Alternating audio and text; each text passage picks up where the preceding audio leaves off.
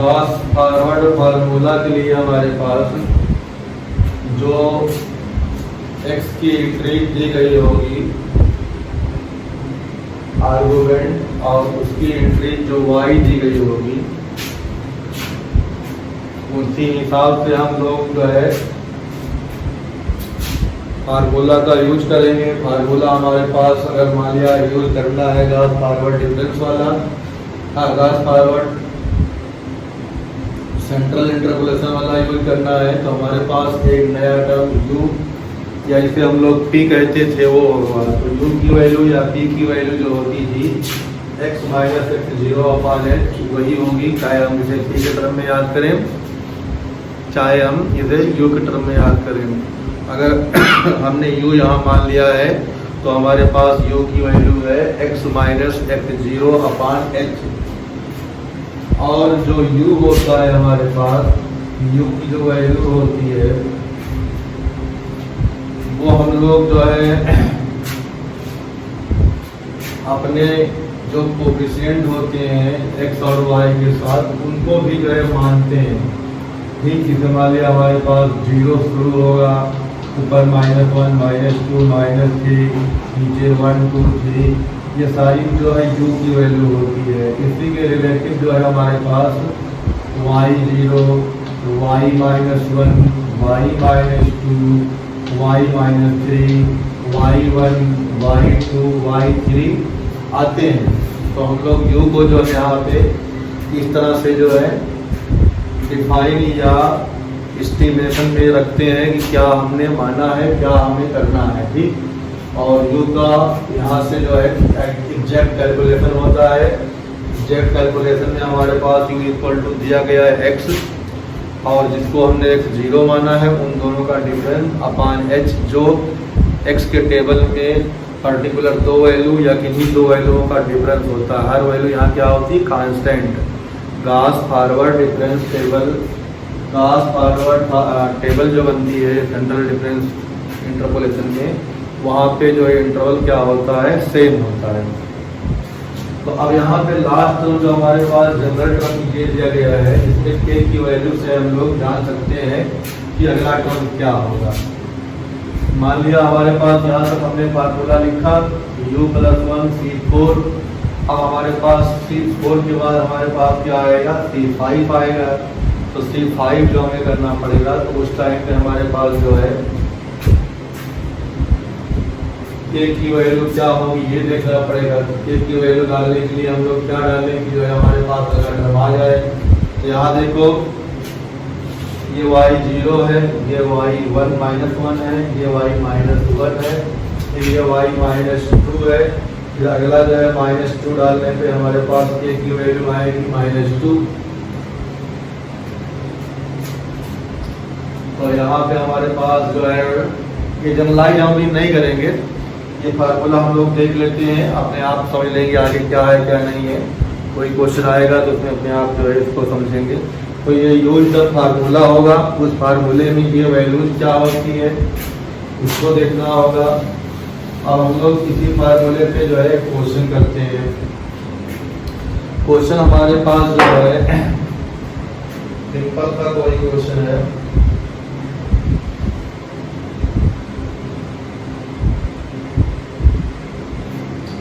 Question में हम लोग इंक्रीज जो है बहुत कम ले रहे हैं, ज़्यादा इंक्रीज ले कोई फायदा नहीं है। तो हम लोग जो है क्वेश्चन में इंक्रीज ये ले रहे हैं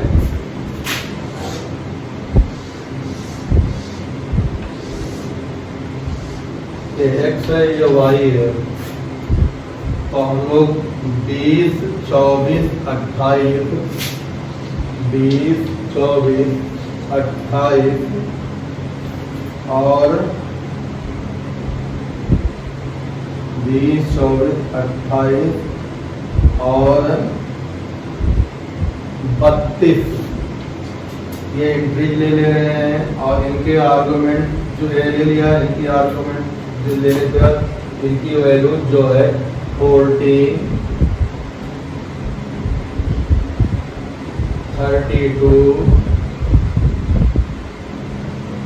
35 एंड 40। ये जो है y की वैल्यू करस्पॉन्डिंग x की वैल्यू है। हमें फाइंड करना है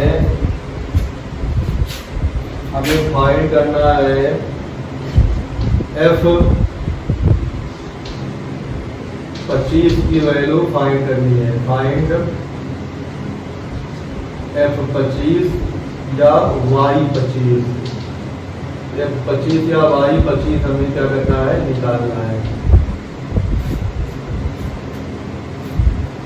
तो अब हम लोग इसको निकालने के लिए जो है पहले डिफरेंस टेबल बनाएंगे, फिर ऊपर से फार्मूला जो दिया गया है उसका यूज करेंगे। तो डिफरेंस टेबल बनाने पे हमारे पास 25 जो वैल्यू है वो इसके करीब होगी, 25 इसके बाद होगा, तो ये हमारे पास x0 होगा।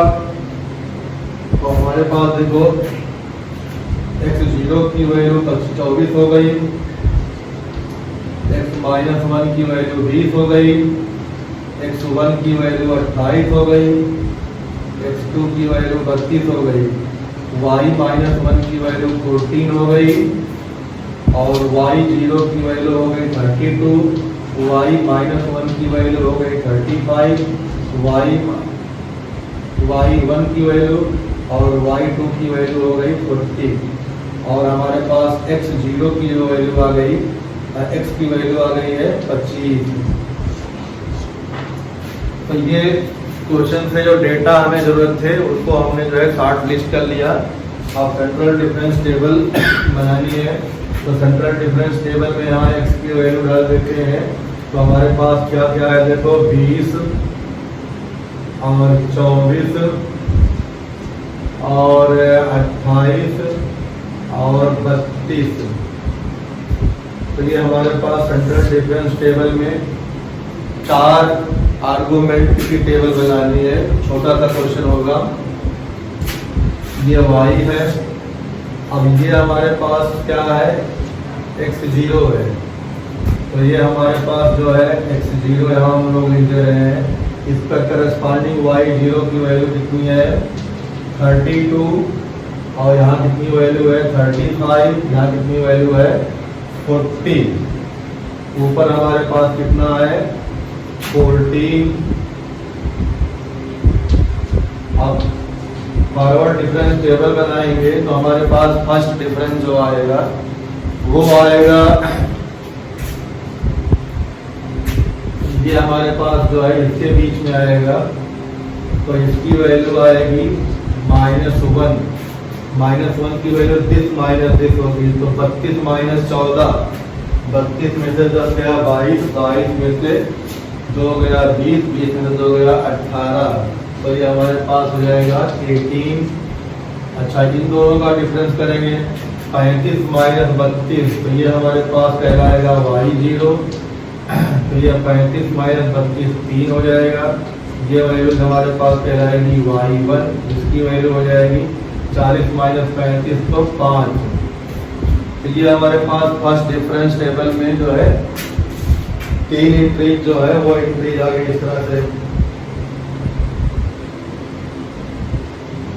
तो जो एंट्रीज में आई है वो आ गया हमारे पास 18, 3, 5। और हम लोग इसी तरह से जो है एक और टेबल बना देंगे याद करने के लिए, उसको लास्ट में बनाते हैं। तो यहाँ पे आएगा हमारे पास सेकेंड ऑर्डर के जो है डिफरेंस टेबल में। अब इन दोनों का डिफरेंस आ जाएगा -15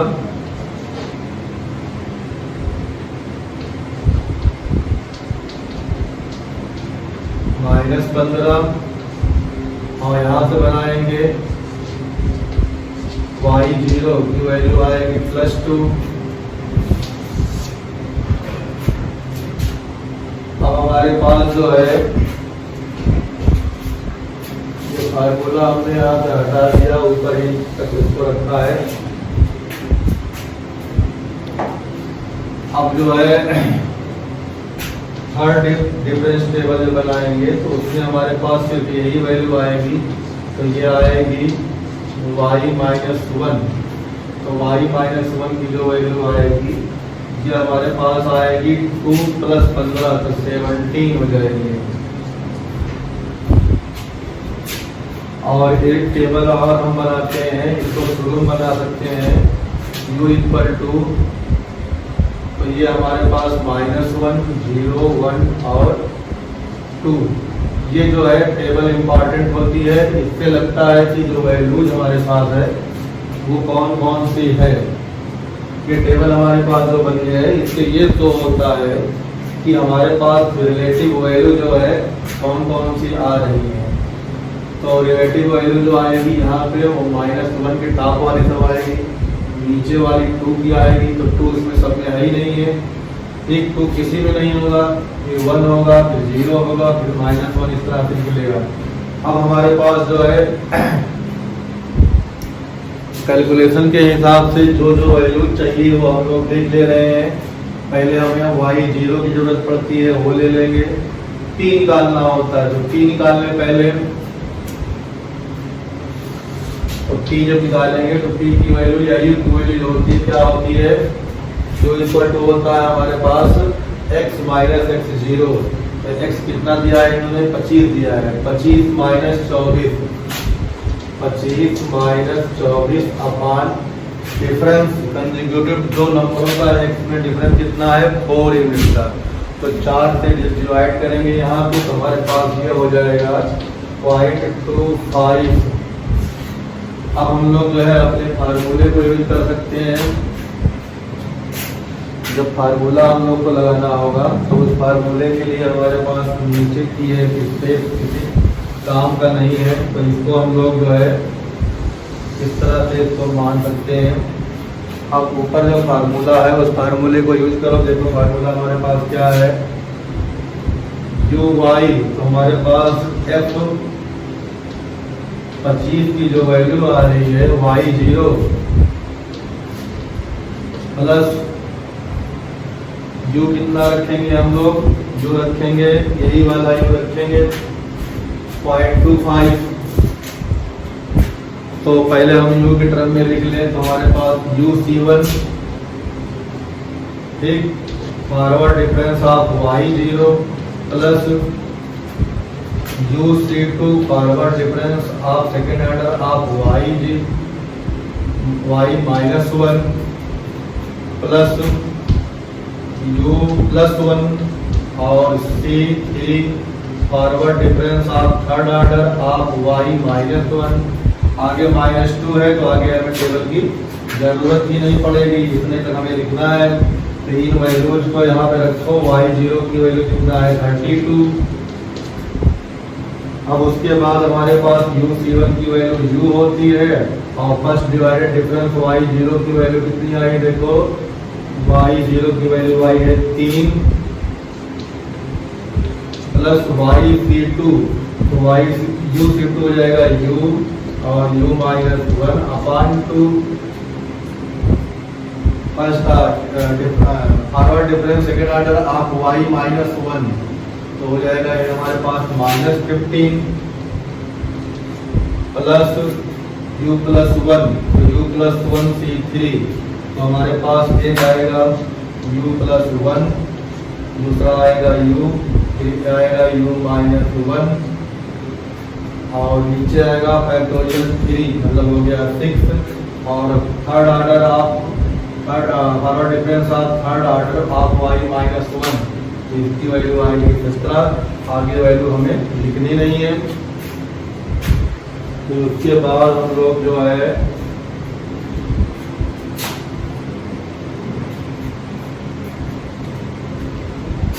कौन सी जगह यहाँ खाली कर ले, तो ये फार्मूला हम लोग हटा सकते हैं और ये क्वेश्चन यहाँ पे भी हटा सकते हैं। तो हमारे पास जो आएगा इसमें वैल्यू डाल दें, तो f25 इक्वल टू हो जाएगा 32 प्लस u की वैल्यू कितनी हमारे पास है, देखो u की वैल्यू हमारे पास जो है वो है अपने क्वेश्चन में u की वैल्यू 0.25, तो 0.25 और इंटू 3 ऐसे रहा है 0.25 इंटू 0.25 माइनस 1 तो माइनस 0.75 अपॉन 2 इंटू माइनस 15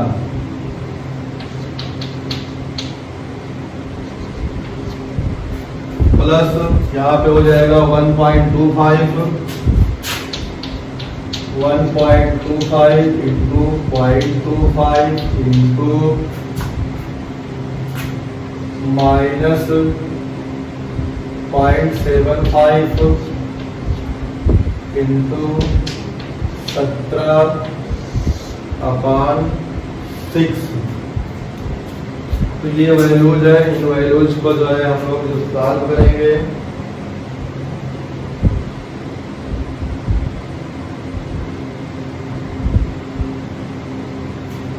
तो 32.25 into 3.25 minus 0.75 into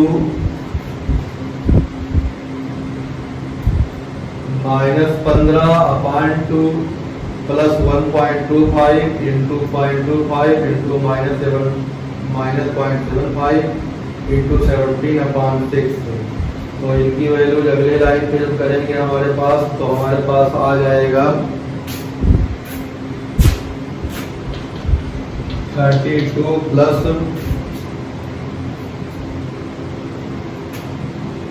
32 plus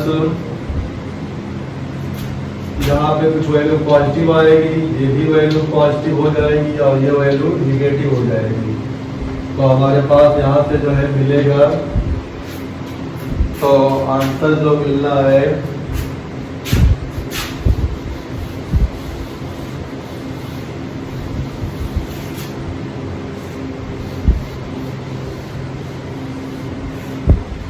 answer हमारे पास जो मिलना है वो आएगा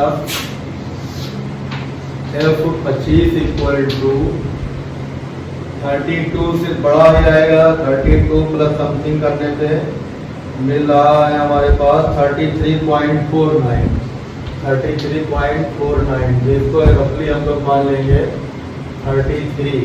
तो ये देखो वैल्यू 24 पे 32 आ रही है, 25 पे जो है 35 आ सकती है। तो ये हमारे पास जो है आंसर हो जाएगा।